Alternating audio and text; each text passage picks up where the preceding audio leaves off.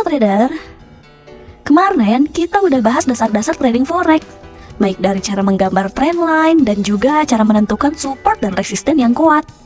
Sekarang kita akan bahas cara entry-nya yang menguntungkan berdasarkan kedua dasar tadi.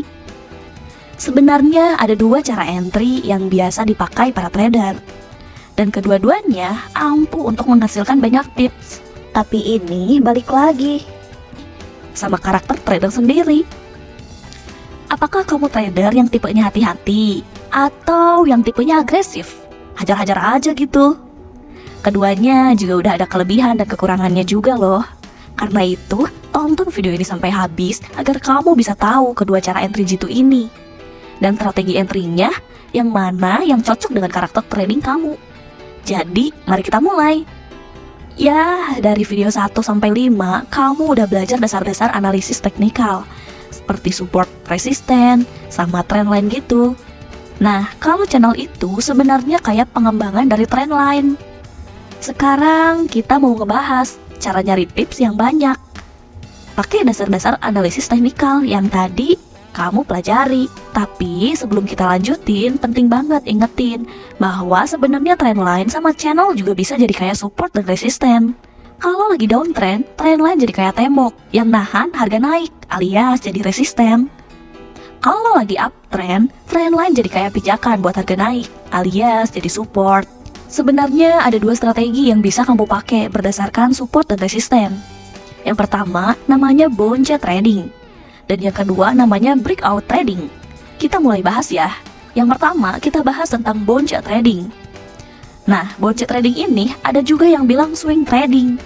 Jadi metode trading ini tujuannya buat nyari untung dari pantulan harga. Misalnya, harga udah nyampe ke support atau resisten, terus tiba-tiba balik arah dari sana. Di ilustrasi kayak gini. Jadi intinya kamu nunggu dulu pantulan dari support atau resisten sebelum trading. Kenapa nggak langsung jual kalau harga udah di resisten atau beli kalau harga udah di support? Karena kamu butuh konfirmasi dulu kalau support atau resisten itu masih kuat. Kadang-kadang harga bisa bergerak super cepat sampai langsung tembus ke support atau resisten. Jadi pantulan ini adalah tanda kalau level support atau resisten masih solid. Selanjutnya kita bahas tentang breakout trading. Breakout trading ini kalau dalam trading support dan resisten nggak bakal bertahan selamanya. Suatu saat pasti bakal tembus.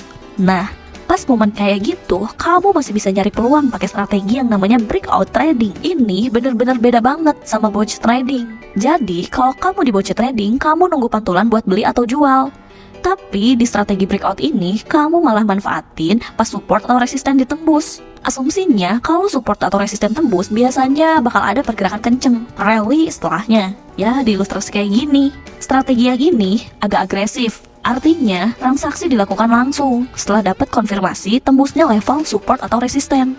Iya, lagi-lagi butuh konfirmasi buat entry. Support atau resisten dianggap tembus kalau minimal salah satu dari kedua hal ini terjadi. Yang pertama, kalau kamu pakai candlestick chart, body candlesticknya harus lewatin garis support atau resistennya. Yang kedua, pas tembus volume trading naik, makin besar peningkatannya, makin valid dianggap tembusnya. Nah, itu tadi strategi breakout trading yang agresif. Tapi ada trader yang lebih hati-hati. Mereka nunggu konfirmasi berikutnya, konfirmasi lagi. Jangan bosan, ini udah jadi bagian dari rutinitas kita. Di dunia trading yang penuh tantangan ini, ada golongan trader yang lebih konservatif. Mereka pakai strategi breakout yang agak safe, biar lebih mudah dipahami.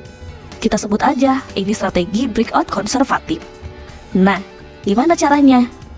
Strategi breakout konservatif ini sebenarnya campuran antara strategi breakout sama bonce trading. Gini caranya, kalau udah dapat konfirmasi breakout, kamu nggak langsung masuk posisi beli atau jual, kayak strategi breakout yang agresif. Di sini, kamu bakal nunggu dulu. Ada yang namanya pullback, yaitu saat harga balik lagi ke area support atau resisten. Setelah pullback terjadi, kamu masih nunggu lagi sampai ada pantulan dari level support atau resisten itu. Baru deh kamu masuk ke posisi beli atau jual. Agak rumit ya?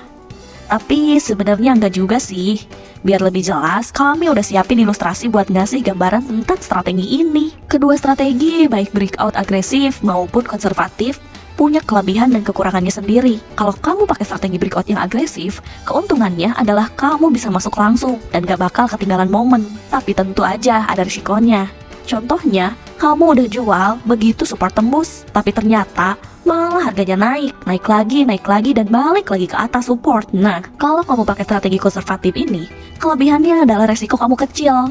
Karena kamu nunggu dulu pullback dan konfirmasi pantulan. Tapi perlu diingat, pullback gak selalu terjadi. Setelah breakout, apalagi. Nah, ini kekurangan strategi konservatif.